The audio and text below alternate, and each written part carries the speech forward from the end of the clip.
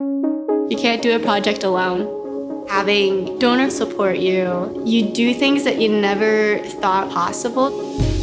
Not everyone is able to afford a system 8 devices, so I am 3D printing canes and walkers so that it is more affordable. It's amazing to see how a couple of wood dowels and a 3D printer make something meaningful and impactful. Donor dollars allow us to explore creative ideas. They take a huge burden off of students. It allows them to not worry about where the next meal is coming from, not worry about how they're paying for their education. It's very important to help them move their careers forward, to get a feel for what real research is like, and have some real-world experience.